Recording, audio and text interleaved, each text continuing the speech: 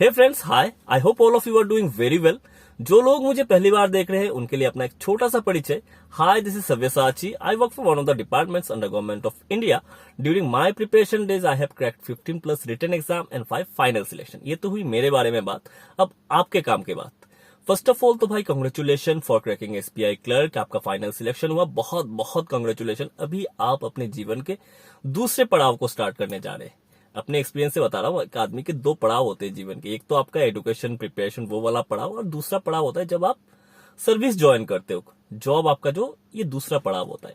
Anyways, जिस कारण से आपने वीडियो पे लॉग इन किया है कि अब ज्वाइनिंग प्रोसीजर क्या रहने वाली है, कैसे आपका ज्वाइनिंग होगा, क्या प्रोसीजर रहेगा, ये सारी बातें मैं आपको इस वीडियो पे बताऊंगा।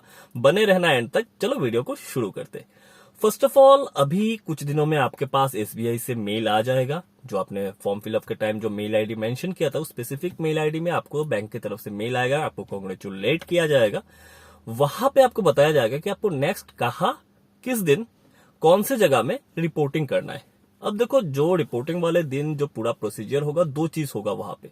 एक आपका डीवी होगा, दूसरा आपका एलपीटी होगा। अब देखो, डीवी एलपीटी दो पार्ट में होगा, दो हाफ में अगर मैं बोलूं बेटर होगा, दो हाफ में होगा। पहले हाफ में आपका डीवी होगा। डीवी आपको क्या क्या डॉक्यूमेंट्स लेके जाने हैं, क्या क्या डॉक्यूमेंट्स के कितने सेट लेके जाने हैं, क्या है वो सारी चीजें आपका उस मेल पे मेंशन रहेगा।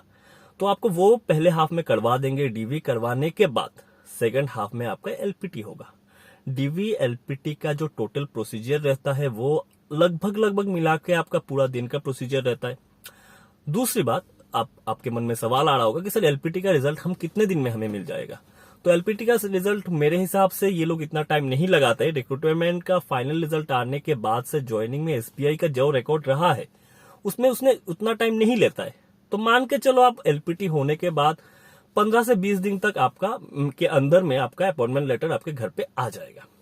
अब ये हो गई डीवी और एलपीटी की बात। अब वहीं पे अब जब आपका एलपीटी हो जाएगा तब आपको बैंक से बताया जाएगा। इसमें दो होते हैं मेडिकल करवाने के लिए। इसमें दो रास्ते होते हैं। पहला कि बैंक का एमपेनल्ड कोई हेल्थ केयर सेंटर या पीएचसी होगा जो बैंक के साथ एमपेनल्ड मतलब टाइड अप है।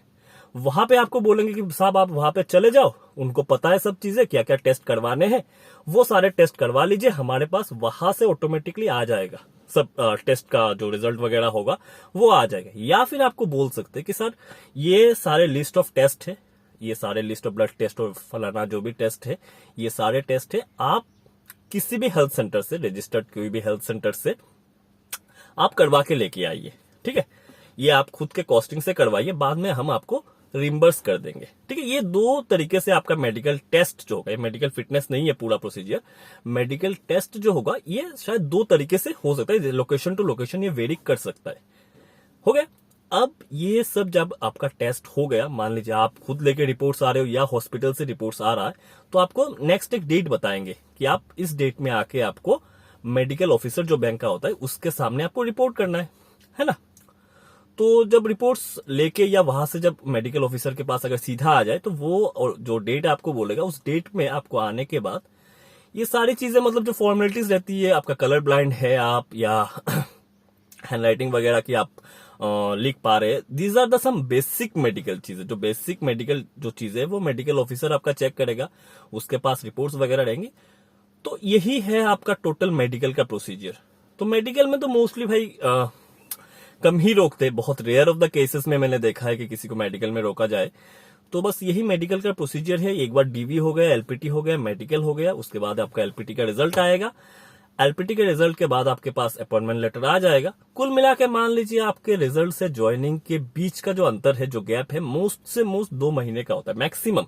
ये मैं मैक्सिमम बता रहा हूँ। मोस्ट ऑफ द केसेस 1 महीने 10 दिन में ज्वाइनिंग करवा देते हैं ये लोग। ठीक है, तो ये था इस वीडियो का मतलब बताने का total motive. I hope I have covered all the required points.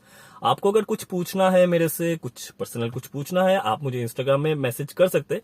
Instagram का लिंक मैं आपका कमेंट में आपका डिस्क्रिप्शन में दे दूंगा। और भी कुछ पूछना है आप कमेंट्स कीजिए। मैं अगर मेरे अंडर में होगा, मुझे पता होगा, मेरे नॉलेज में होगा, I will definitely answer your query. Thank you very much for watching. यहां तक देख रहे हो तो सब्सक्राइब किए बिना मत जाना, वीडियो को लाइक कर देना। Keep and all the very best for your future.